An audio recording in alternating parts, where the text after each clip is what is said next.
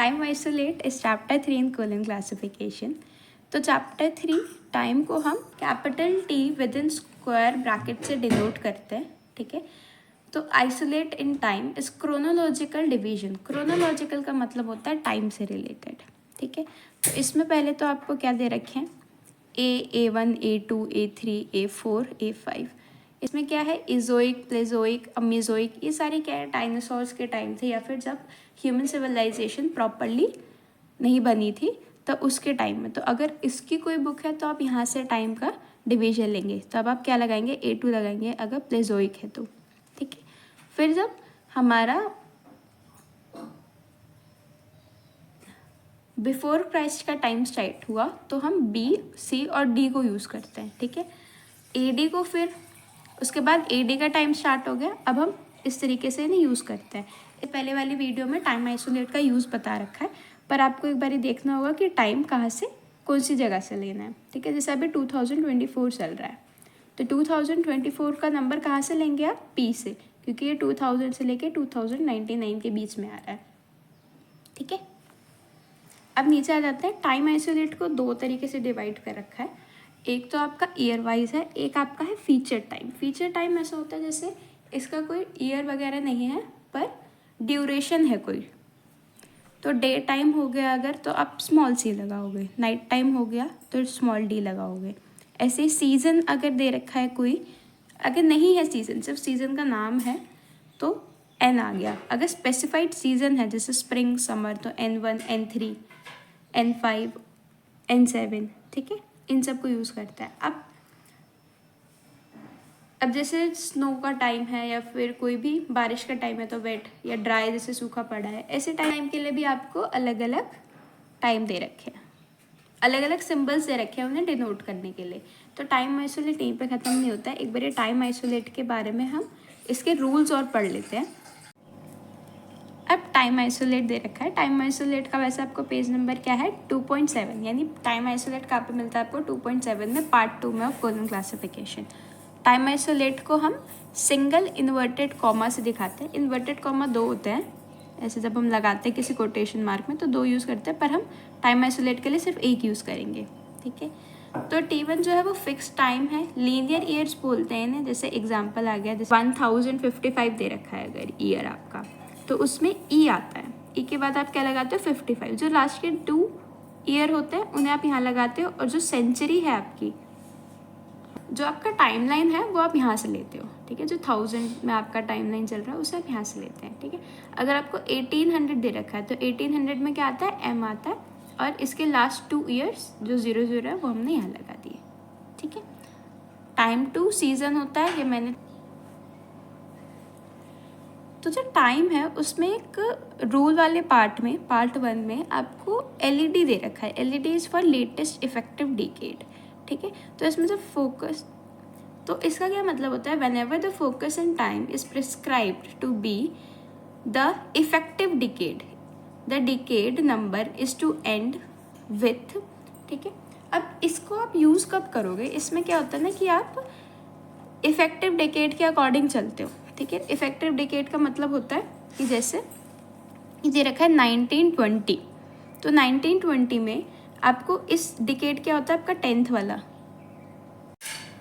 Decade का क्या मतलब होता है, जो आपका फर्स्ट से सेकंड नंबर होता है, जैसे 1s, 10s, 100, 1000 पढ़ते थे ना हम, ऐसे डिकेड क्या होता है आपका 10th प्लेस होता है। तो इसमें 10th क्या है, 2 दे रखा है, यानी 1920। अगर 1923 भी होता तो भी हम इस नंबर को लेते, क्योंकि ये आपका क्या है, डिकेड बताता है। जैसे अभी 2024 चल रहा है तो उसमें ये 2 क्या है, आपका डिकेड का नंबर है, ठीक है। तो इसको हम कैसे यूज़ करते हैं, जब आपका ये डिकेड का जो नंबर है किससे एंड होता है, 0 या 1 से एंड होगा तो आप 1 लगाओगे, ठीक है। 2 और 3 से एंड होगा तो आप 3 लगाओगे, यानी किसी भी नंबर से एंड हो रहा है तो हम उसके नेक्स्ट वाला ऑड नंबर लगाते हैं इधर। 4, 5 से अगर आपका ये डिकेड एंड हो रहा है, जैसे 4 से इधर हो रहा है, तो हम यहाँ पे क्या 5 लगाते हैं, 5 मैंने इधर लगा दिया। नोटेशन सेम है, जैसे 19th वाली चीज़ों के, 19th सेंचुरी की कैसे हम बात करते हैं, इन्वर्टेड कॉमा हम 1 लगाते हैं टाइम के लिए, फिर 19th सेंचुरी के लिए हम N लगाते हैं, ठीक है। अब ये 2 से एंड हो रहा है तो 2 के लिए हम क्या लगाते हैं, 3, तो 3 हमने यहाँ लगा दिया। अब ये 4 5 से एंड हो रहा है, यानी इसमें मेन क्या है आपका इफेक्टिव डिकेड 4 है। 4 के लिए 4 और 5 में देखोगे तो क्या लगाना होता है, 5 लगाना होता है। तो inverted comma n for 19th century और 5 because it is ending with 4, ठीक है। 6 7 से एंड होगा तो 7 लगाएंगे, 8 9 से एंड होगा तो 9 लगाएंगे, ठीक है। और ये आपको टाइटल में कब यूज़ करना है, आपको पता कैसे चलेगा कि इफेक्टिव डिकेड है या कैसे यूज़ करना है। तो जब आपको टाइटल में क्या दे रखा होगा, अप टू दे रखा होगा या फिर कोई भी एनुअल कॉन्फ्रेंस दे रखी होगी। इसका ये मतलब होता है कि कोई चीज़ जब स्टार्ट हुई, ठीक है, जैसे मान लीजिए ये कभी स्टार्ट हुई है, उससे अभी तक कॉन्टिन्यूसली चल रही है। तो एनुअल कॉन्फ्रेंस क्या होती है, जो हर साल होती है, ठीक है, एक टाइम पीरियड के बाद अभी भी होती रहती हैं, ठीक है। या फिर कोई चीज़ अप टू में आ जाए कि Indian economic conference up to 2010 या फिर अप टू दिस ईयर, ठीक है, तब आप इसको यूज़ करते हो, ठीक है। जैसे अप टू 1920 लिखा है, ठीक है, तो आप ये वाला नंबर लगाओगे टाइम आइसोलेट के लिए। अब इसके कुछ स्पेशल केसेस देखिए, क्या है कि एग्जाम्पल तो आपको टाइटल के साथ ही करा दूंगी, बस इसको समझिए।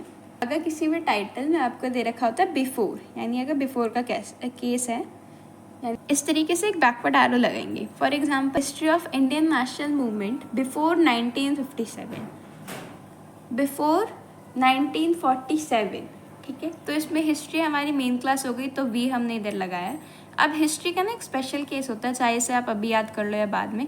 हिस्ट्री के बाद जो पर्सनालिटी फॉलो होती है ना, ठीक है, पर्सनालिटी में इसमें आप जोग्राफिकल डिवाइस से लेते हो इसे, ठीक है। तो इसमें जोग्राफिकल डिवाइस क्या आपका इंडिया का नंबर होता है 44, ठीक है। फिर हम कोलन लगाते हैं।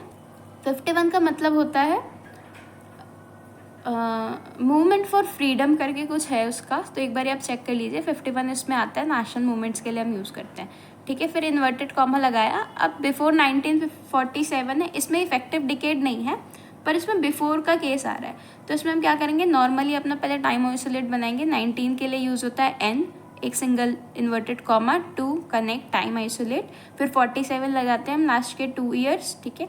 अब बिफोर का मतलब होता है आप बैकवर्ड एरो लगा दो, यानी इससे पहले वाला टाइम, ओके। अब दूसरा केस है बिटवीन का। अगर हिस्ट्री ऑफ यूरोप दे रखा है from this year to this year, यानी ये क्या है, बिटवीन का केस है। बिटवीन मतलब दो चीज़ों के बीच में, ठीक है। तो इसमें भी हिस्ट्री आ रहा है, हिस्ट्री के लिए हम वी लगाते हैं। यूरोप क्या है आपका, यूरोप का नंबर होता है 5। अब के लगाया आपने कितना, 2 6। देखो अब पहले वाले इस वाले नंबर को, ये वाला जो नंबर है इसे हम यहाँ लिखते हैं, क्योंकि इन दोनों के बीच है ना, तो बैकवर्ड का एरो आएगा एक तो, ठीक है, जहाँ से स्टार्ट हुआ है उसके बाद जहाँ पे ख़त्म हो रहा है, ठीक है। तो K26, ठीक है, K26 इसका नंबर है और I05 इसका नंबर है।